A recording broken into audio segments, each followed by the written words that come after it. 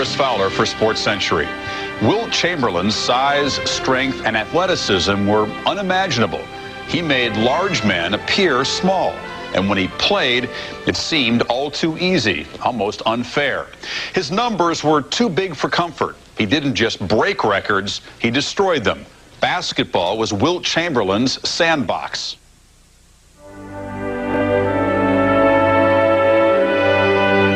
I once performed in that arena. It's in Hershey, Pennsylvania. And all I could think about in the locker room was this was the locker room that Wilt was in when he scored 100 points. How could somebody score 100 points in a game? There's the big fourth quarter, and everybody's thinking how many's Wilt got to get. He's got 69 gone in. Here's the pass to him.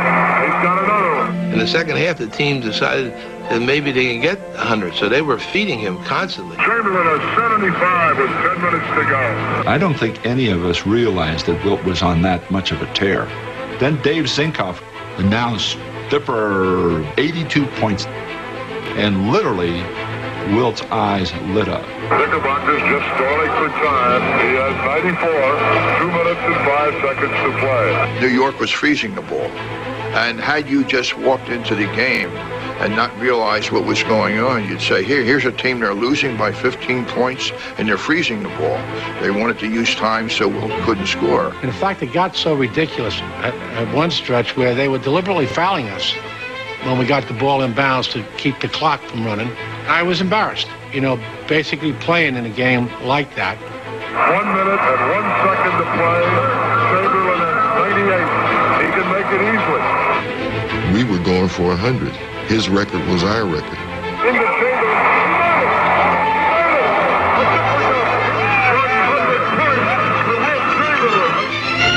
There must have been 46 or 47 seconds remaining in the game. People just ran out of the stand just to touch Wilt, just to be there.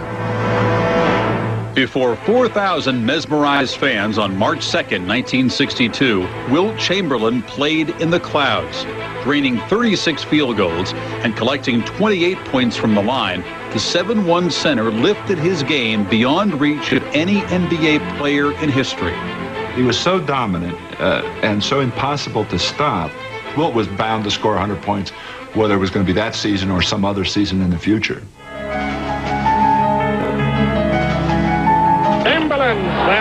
We used to watch Wilt Chamberlain every single Sunday.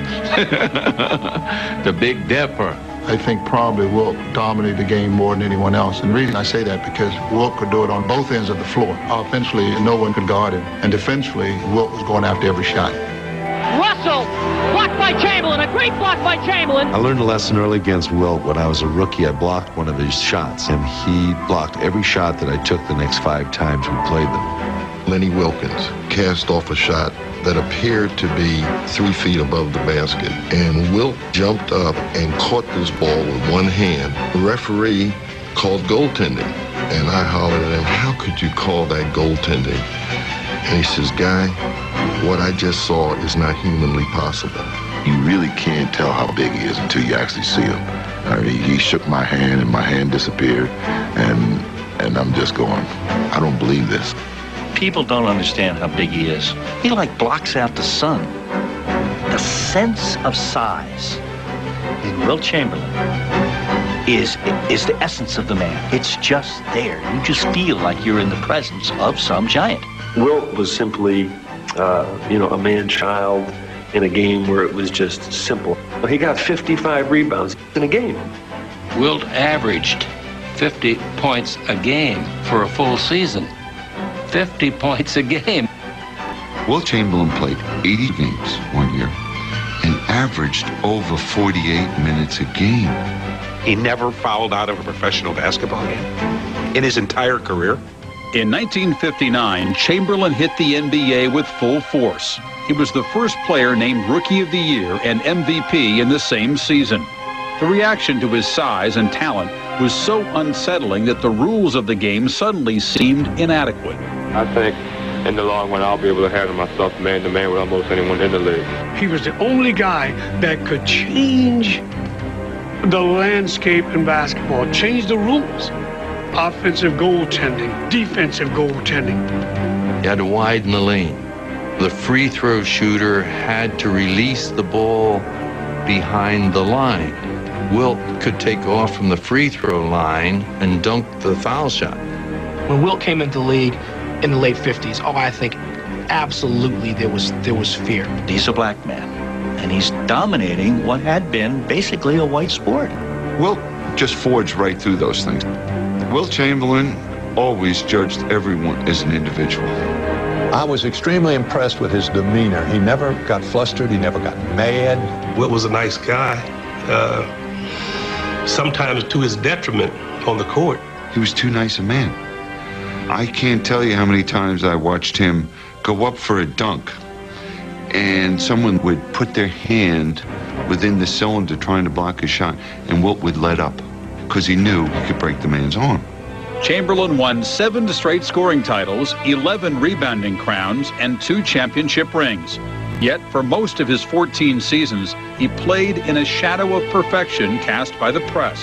He's had a lot of terrible things said about him because he didn't win more. Wilt Chamberlain will forever be defined were his failures, not his victories. It's his own fault. He had opportunities to change it, and he could never do it. Chamberlain was concerned about Chamberlain. He was in love with his stats. I think showing his peers that he could score 50 a game, that he could get 24 rebounds, that he could get 8 assists. I think that was enough for Wilt to say, look, they're the numbers. He was so great that no matter what he did, people never accepted it as being enough. If you look at his records and the records that he set, I always thought it was like watching him in slow motion. I thought he could have even done more. If you win, everybody says, well, look at him, he's that big. If you lose, it's, how could he lose a guy that size? I think it's confused him. He would have been better in an individual sport. He'd have been much better just competing for himself. Are you blowing your summer waiting for the fun to start? Then and that works.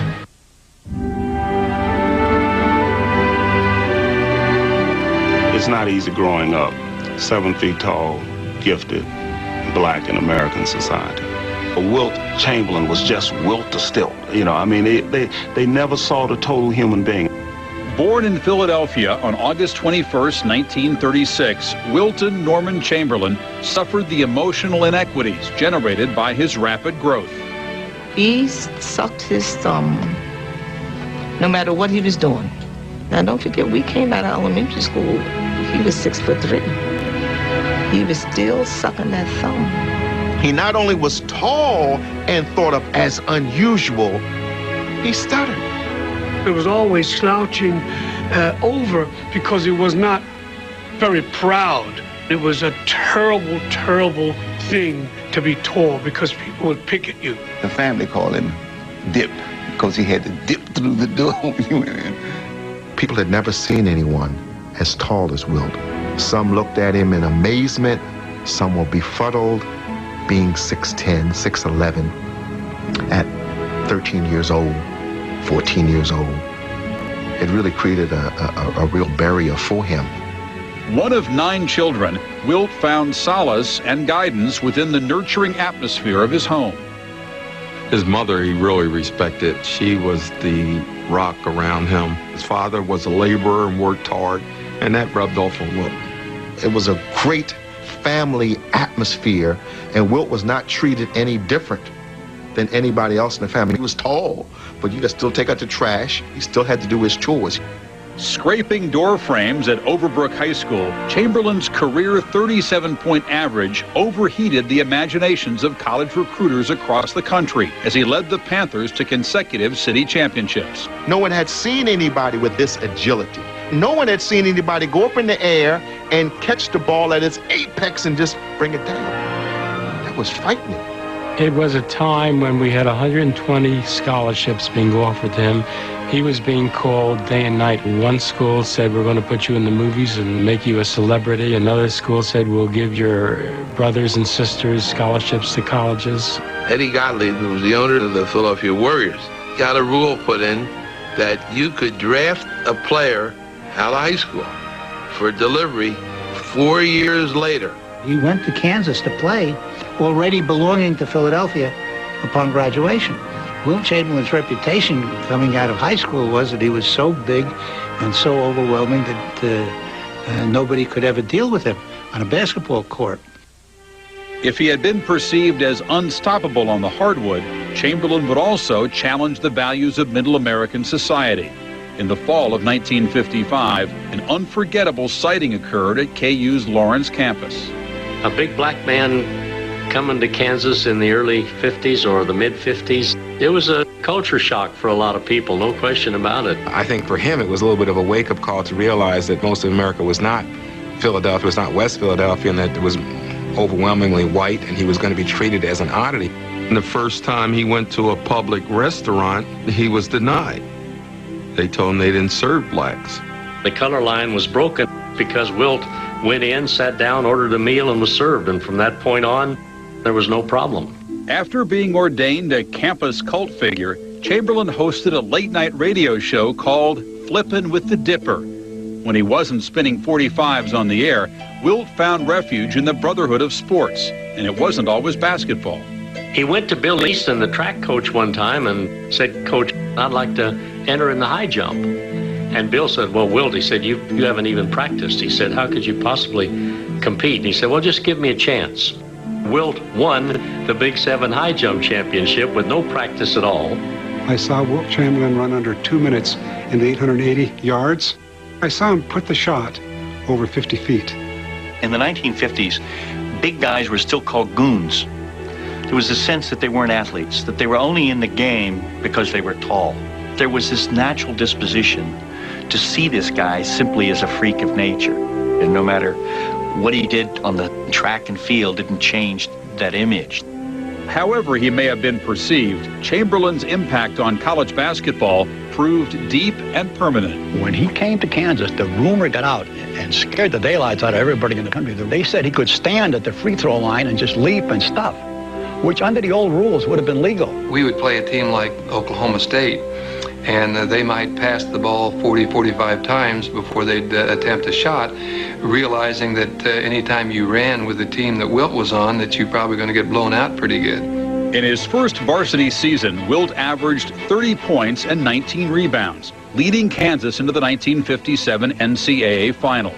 Anchored by the big center, who KU's former coach Fog Allen once whimsically remarked could win the national title with 2 cheerleaders and 2 Phi Beta Kappas, the Jayhawks were 7-point favorites over top-ranked North Carolina. Kansas had a forward named Maurice King, who was a very good shooter. Well, of course, North Carolina surrounded Wilt, surrounded him all the time, which left King open, and King could not make a basket. Simply couldn't get the ball down. Despite Chamberlain's 23 points and 14 rebounds, the Jayhawks trailed 54-53 in the closing seconds of the most famous triple overtime game in college history. They're going to pass into Ronnie Lineski, who's going to try to lob the ball high and get it into Wilt, who can score. But it was intercepted by North Carolina, and the ball game ended, and the Jayhawks come up 1 point short, 3 overtimes. Chamberlain carried the loss as though it were his alone. That he just thought that he'd let the University of Kansas down. None of us felt that he'd let us down. We were just glad to be riding on his coattails, and he took us as far as he possibly could. What happens? Team beats individual. And Chamberlain was marked. From that moment on, people would hark back to that and say he can't win. In the weeks following the 1957 NCAA title game loss to North Carolina, Wilt Chamberlain seriously weighed whether he should remain at Kansas. He decided to stay, and despite an injury in December, averaged over 30 points and 17 rebounds as a junior for the 18-5 Jayhawks. But after the team failed to make the NCAA tournament, he confided to a friend that he might leave. He said, "Sonny, if I stay in college, they're going to put 3 and 4 people around me, and I'm not going to be able to expand my game." Chamberlain decided to leave. But with the NBA closed to him until his Kansas class graduated, he signed a 1-year contract with Abe Saperstein's Harlem Globetrotters for $60,000, twice what any NBA basketball player was making at the time. He learned some things, how to relax and have some fun with the game that I don't think he experienced before. He wanted Wilt more than 1 year. He wanted to go play basketball. A clown he wasn't. After joining the Philadelphia Warriors upon his NBA eligibility in 1959, Chamberlain immediately asserted his dominance, averaging 38 points and 27 rebounds. As a rookie, he had climbed to the top of the league, where only one other center stood. He could not be guarded, he could not be defended, he could not be thwarted. He was the greatest physical specimen that anybody has ever seen on a basketball court, and one guy had his number. One guy was David to his Goliath. One guy, Bill Russell. Probably the greatest matchup in the history of basketball. It really took on biblical proportions in a way. It was like good against evil, offense against defense. Everybody thought Bill is the nice guy. And here comes this big giant from Philadelphia, and he's the bad guy. He was the monster. He was this behemoth. He was not Jack the Giant Killer. He was the giant that we all wanted to kill. This guy was 5 or 6 inches bigger than Russell, was 70 pounds, heavier than Russell, was very skillful at what he did. The first time we played Wilt destroyed Bill Russell. Put enough fear in Bill Russell's heart that Russell was going to do anything to beat Wilt.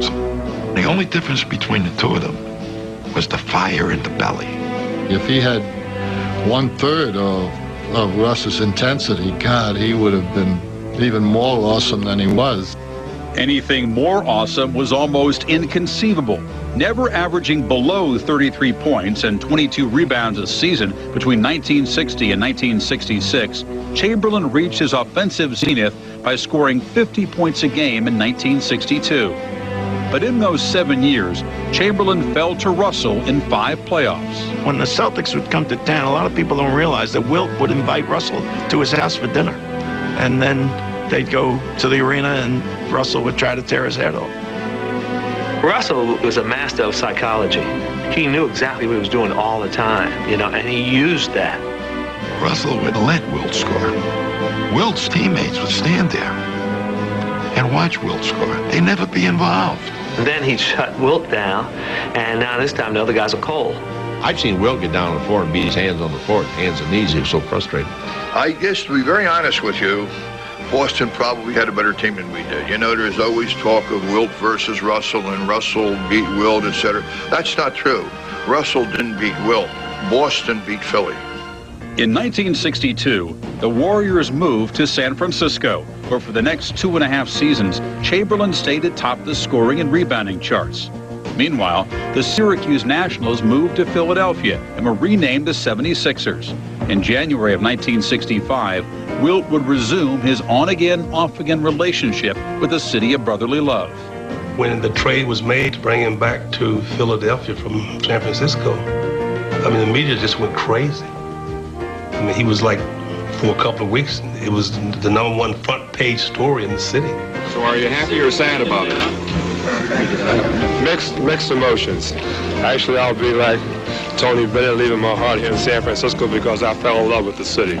In 1966, the 76ers head coach, Alex Hannum, convinced the 30-year-old Chamberlain that in order to win an NBA title, he would have to rebuild his game from the ground up. Never in the history of sport has a player of Wilt's magnitude been asked to change what he has done so well for so many years for the betterment of the team. Wilt just looked around and saw the talent on that team and realized that these players would perform better the more they were involved in the play rather than Wilt doing everything. He was assisting more, he was rebounding more, he was playing better defense, the whole bit. He beats Russell fair and square one time when it mattered, in 1967, when he had his finest year, the most balanced year a man could have, 24 points a game, 24 rebounds a game, and 8 assists a game for a team that wins 68 games. They blow out the Celtics in 5 games. Now the Celtics on the brink of defeat for the first time since 1956. Gamely trying, but they did not have it here in the second half. We go in the locker room and there's champagne's out and everybody's so excited. Chamberlain didn't want any champagne. He said, we have one more step to go. And then the champagne was put down and we understood that we'll drink it, in another 10 days. We felt that beating Boston was tantamount to winning the championship. Of course, we had to beat San Francisco first to get the world's title. Which the 76ers did in 6 games. Although Wilt's revamped game brought Philadelphia its first NBA title, the future, which might have held a dynasty, would be flawed by the great center's bête noire, the foul shot.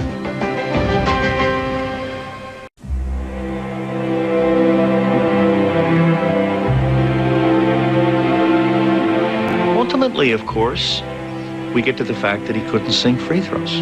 He loved to say that he could sink shots from outside as well as Jerry West or Gail Goodrich or somebody he was playing, which was perfect nonsense. But that was important for him because, you see, that wasn't a function of size.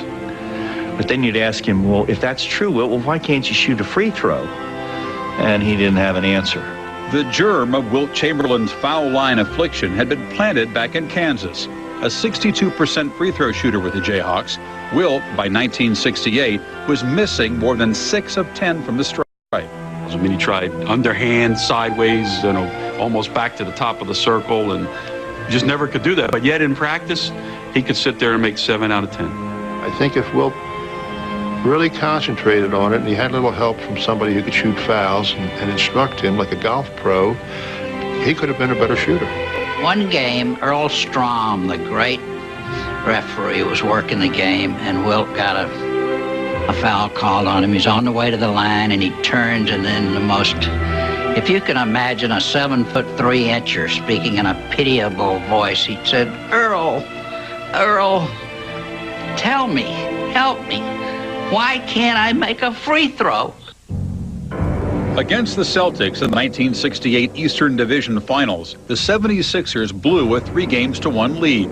In their 4-point loss in Game 7, Chamberlain was less than dominant, shooting 4 for 9 from the field and 6 of 15 from the foul line. It was his last game as a 76er. Wilt has always said that he had been promised a piece of ownership of the team, and if he was not going to get it, he wanted to be traded. He said, I want to be traded, and I want to be traded to a West Coast team. And we got Darrell Imhoff and Archie Clark and Jerry Chambers for Wilt Chamberlain. Wilt went to the Lakers. And he's sitting there at the press conference, and one of the reporters asks Wilt, does he think Butch Von Bredikoff, who's the coach of the Lakers, will be able to control him? And Wilt looks at the reporter and said, no one controls Wilt. Then in the first day of practice, we moved the ball around, and he's moving a little bit, and guys are cutting. I said, holy mackerel, these guys look good. Second day, you couldn't get him out of one spot in the court. It was terrible. He just stood there. Van Bredikoff referred to Wilt as a big load, and Wilt referred to Van Bredikoff as the dumbest coach he had ever played for. That was understood, and that polarized that particular team. Despite such mutual dislike, the Lakers took the Celtics into the 7th game of the 1969 Finals. Trailing by 7 points, Chamberlain took himself out with 5:19 left in the 4th quarter. Wilt's knee was really paining him, and he just wanted to quiet it down for a couple of minutes, and he came out and he put some ice on it. So when the knee quieted down a little bit, Dipper said to me, tell the man I'm ready to go back in. And Van Bredikoff said, tell him to hell with him. We don't need him. If I remember correctly the words I said, and I've said them often enough, so we're playing better without you. Coach Van Bredikoff and Wilt did not get along at all. I think Van Bredikoff would have been thrilled to win a championship with Wilt sitting on the bench. But the Lakers lost 108-106, and in the aftermath, Chamberlain suffered a blow that would hurt long after his knee recovered. Compliments of his chief adversary who had played his last game. The wrestler called him a faker, that he wouldn't stay in during the game. Russell gave him a little needle after that. You should have played as a 7th game. Russell couldn't understand it, that in that moment, when all is on the line, you wouldn't go back in the game. You know, it was a foreign idea to him. Whatever criticism he received was unfair. He was hurting, and I know he was hurting. He wasn't one of those players that would ever take himself over. He hated to come out of game. With Russell gone in 1970, the path to the NBA title was rerouted through Madison Square Garden. When Knicks center Willis Reed went down with a knee injury in Game 5, the way to glory seemed open for Wilt and his talented supporting cast. They somehow rallied together in the 5th game with no one on the floor taller than 6'7" in the second half and beat the Lakers to go up 3-2. Take themselves back to Los Angeles. Wilt asserts himself with 45 points and 27 rebounds against hapless Nate Bowman, taking us all back to New York with everyone wondering, can Willis play or can't Willis play? A couple of Knicks come out, they begin to shoot, a couple of more come out, and I'm watching Wilt, and he keeps looking at the guys that came out. He's looking for Willis Reed, and suddenly there is this incredible roar. Here comes Willis, and the crowd is going wild. I saw West, I saw Chamberlain, I saw Baylor stopping their tracks because both teams were warming up, and they were just staring at Reed. And I said to myself at that point, man, I think we got these guys. Frazier then slows it down, is picked up by Jerry West at the top of the post. Reed. In the end, Willis Reed's 2 baskets in 27 minutes counted more than Chamberlain's 21 points and 24 rebounds as the Lakers went down 113-99. What Russell says is, if I had been playing Willis Reed, I would have gone right at him. I would have never played harder in my whole life. I would have asked for the ball every time down. I would have put it to him. If he tried to shoot, I'd have been right in his face and knocked it down. And Wilt was sort of intimidated. Wilt didn't want to be the bad guy. He knew the whole world was cheering for Willis Reed. He may not have had the killer instinct at certain moments to go after somebody's knees, to go after somebody's weakness. Dispirited by his failure to reach the top, Chamberlain decided to quit the NBA and looked elsewhere for victory, professional boxing. Cus D'Amato told Wilt that if he trained, he couldn't make a career out of fighting. But if he trained for one fight, specifically for Ali, that he had a chance to succeed. Angelo Dundee said to Muhammad, "You can't do this." And Muhammad says, "Why not? He can't fight." And Angelo stood up on a chair, little guy, and made himself 7'1" and 1/16 of an inch and said, "Try to hit me." We called this massive press conference at the Astrodome. Prediction? One prediction.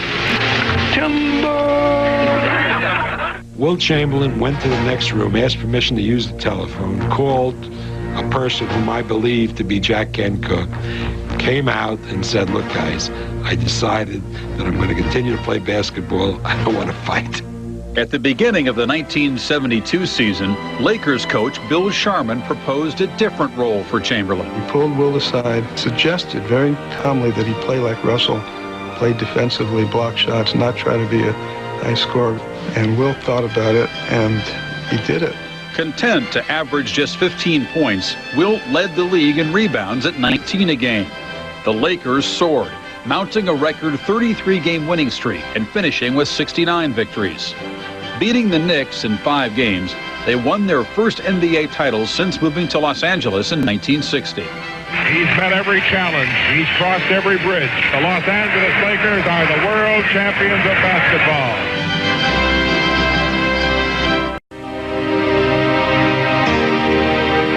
After losing to the Knicks in the 1973 finals, Wilt Chamberlain, although contractually bound as a player to the Lakers, jumped to the ABA as head coach of the San Diego Conquistadors. The word that comes to my mind is a publicity stunt. I don't think he did a great deal of the actual coaching of the team. I do remember that Wilt would come into the games about 15 minutes before the game would start. A lot of times there wasn't even a team meeting with him involved anyway, because he wouldn't come to the arena until the team was already out on the floor. Chamberlain quit coaching after just 1 season to pursue new worlds, many of which demanded talents that had lain fallow during his years as Wilt the Stilt.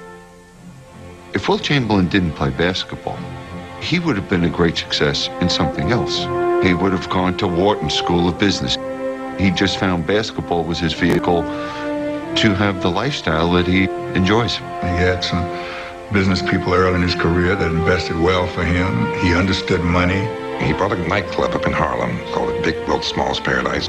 It was an all-black club and great music and jam-packed every night. He owned racehorses. He owned real estate. He invested in the stock market. His home was constructed for a man 7'2". And he takes me in the bedroom and he said, watch this. And he pressed the button next to the bed. And the roof went back. You gotta be kidding me. We're in New York to play the Knicks, and he asked me up to his suite. But I wasn't there 2 or 3 minutes, and here comes room service with 4 entrees. I said, gee, Wilt, I've already eaten. He said, no, my man, these are all for me. Although many and varied, Chamberlain's appetites led him in directions other than the front lines of the civil rights movement. Wilt Chamberlain did not take any overt, active role in the politics of the African American community or in terms of race and ethnic relations issues. He lived in a different world. I really enjoyed that Wilt never brought up racism. Then, of course, you know, he supported Nixon. Figure that one out. The only plan that I have is trying to help make Richard Nixon the next president of the United States of America.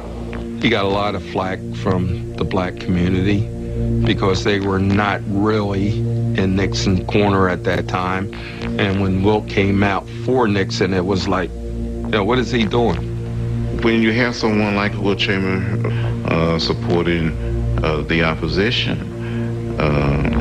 it becomes sort of distressful, somewhat disappointing. In order for, I believe, the black man to get the most out of his vote, that he should, try to infiltrate the Republican Party as much as possible. He felt that his impact would be to let you know that blacks are just as smart and intelligent as anybody else. He was one of the most phenomenal athletes that this nation is ever likely, or any nation is ever likely to see. But beyond the court, he drops off the chart in terms of his relevance. And maybe being the great athlete that he was is enough.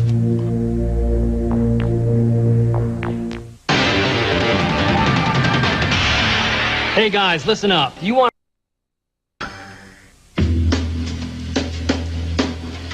volleyball became his passion, and he thought he could make the Olympic team as a volleyball player. He got involved in volleyball a couple of years before he retired, about 3 years before he retired, and just said, that's it. I think I can build volleyball, and he became the International Volleyball President, got beach volleyball off the ground. Supporting women's track and such charities as Operation Smile, Wilt Chamberlain stayed in the public eye. If somebody wanted to do a commercial which talked about bigness, who did you go to get? You didn't go to get Kareem Abdul-Jabbar. You didn't go get Bill Walton. You got Wilt Chamberlain to show that he could get into a Volkswagen or whatever it was. But then why are you driving a Raptor? Because it has more headroom than my Rolls Royce. Wilt was pretty selective in what products he endorsed. The best commercial he ever did was standing back-to-back with Willie Shoemaker for a credit card. It was a wonderful image. He perhaps wanted to prove that a 7-foot guy who was seen just as a basketball player was more than able to do a lot of other things. Maybe that's why he did movies. He was just an incredible physical specimen. And then I remember seeing him at a Lakers playoff game in the mid-'80s, and he had a black tank top on. What a specimen. I mean, he looked like a municipal statue. While Wilt seemed to stay young, an old foe was closing in on a record that had seemed unreachable when he retired. In 1984, Kareem Abdul-Jabbar eclipsed Chamberlain's mark to become the NBA's all-time leading scorer. It renewed the divide in the off-and-on relationship that began in the 1960s when Kareem, then Lou Alcindor, was a teenager. They were very tight. He took him to the finest restaurants just to get him used to what life is really going to be. He would lend me some of his jazz albums. A couple of times I went by his apartment on Central Park West and returned his albums. I've known Kareem since 1965. Lou always really admired Wilt, and Wilt gave Lou a hard time because he was the heir to the throne. When you're an athlete and you're finished, and then you begin to recede in time in other people's minds, not yours. And so the headlines in the papers no longer say Wilt. Now they say Jabbar. History hasn't been that kind to Wilt, even though he set all sorts of records that took Kareem forever to break. Wilt resented that as well. He didn't think Kareem was the all-around player, and he let people know. What did he do that was better than you? In the facets of the game, did he score better than I did? Did he rebound better than I did? Did he pass better than I did? Did he run better than I did? Did he, it's hard for me to figure out. If Chamberlain's scoring record was overtaken by Abdul-Jabbar, Wilt went one better. In his 1991 book, A View from Above, the lifelong bachelor claims statistical superiority in another activity. I said, there is no way in hell you could have slept with 20,000 women. I said, because there were too many nights that I saw you going back to your room with only a bag of McDonald's. Anybody who thinks that numbers don't mean anything to Wilt Chamberlain, all they had to do was to read that book. Somehow, I think that he felt that validated him. He got a call from a woman who clearly wanted to come up and see him. He said, well, I got a meeting going on here right now. I can't make it, and, besides, I've had you. If you got a girlfriend, we'll talk about it. Did Wilt know a lot of women? Of course he did. Bachelor, living in L.A., being a star.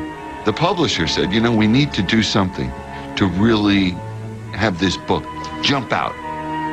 After all was said and done, he was embarrassed that he allowed that to come out. Wilt's defense of that is to say that it's harder to make love to the same woman 1,000 times as to make love once to 1,000 different women. That's part of that same page in his book. People ignored that to just zero in on the 20,000. This revelation came along at a time when promiscuity was suddenly not the coolest thing to admit to because Magic Johnson had just been diagnosed. And at the same time, you thought, you know what? If a woman admitted to that, she'd be called a slut. He didn't want to be tied down to one relationship. He knew he wanted to travel. He wanted a freer life. And he lived the life he wanted to do. My theory is that there are 4 really important numbers in Wilt Chamberlain's life. 0 for the number of times he fouled out, 50 for the number of points he averaged during one full season, 100 for the number of points he scored in one single game, and 20,000 for the number that will never be forgotten.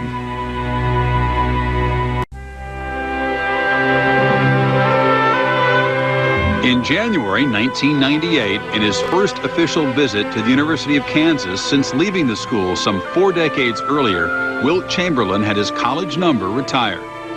He said that he had kind of always felt like maybe the KU people blamed him for losing the national championship game to North Carolina in 1957.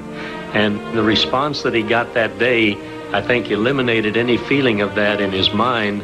I've learned over the years that you must learn to take the bitter with the sweet, and how sweet this is. And I'm now very much a part of it by being there and very proud of it. Rod Chalk, Jayhawk.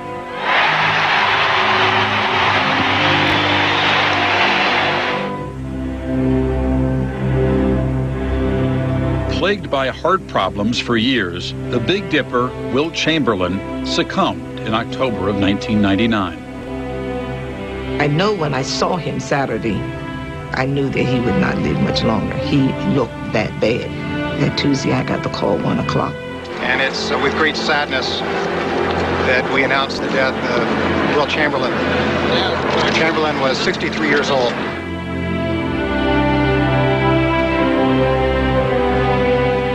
When I got the phone call that Wilt had died, I felt like I had been kicked in the stomach. Not only that I didn't want to believe it, but I couldn't believe it. I thought Wilt was indestructible. It was like Superman dying. I said, no, it's impossible. Dippy was so big, We all thought he was going to live forever. More than 1,300 mourners attended memorial services in Philadelphia and Los Angeles. I'm unspeakably injured by what happened the last few days. This was an integral part of my life and a good friend. Lately, we used to call each other, and the message I would leave, Wilt Norman Chamberlain, this is William Felton Russell. He used to call me, and when I was home, he'd say, Felton, this is Norman. I think the people who attended kind of appreciated the way the service was done, because it depicted him not so much as a basketball player, but as a human being. He was so busy doing. I'm not surprised he had a tired heart. He gave so much of it to us.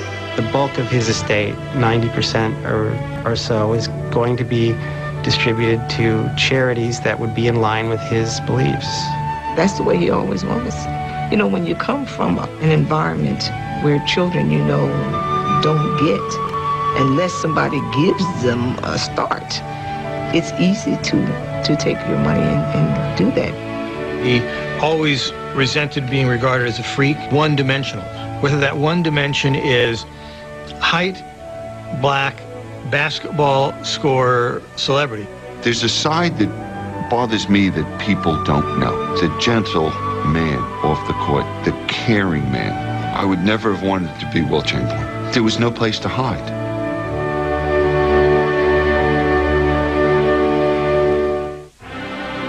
Every few years, Wilt Chamberlain would suggest in interviews that he could still play in the NBA. The New Jersey Nets offered him about $360,000 for the final few games of the '86 season. Chamberlain had been retired for 13 years. And here was someone else agreeing with him that, yes, Wilt still had game. For Sports Century, I'm Chris Fowler.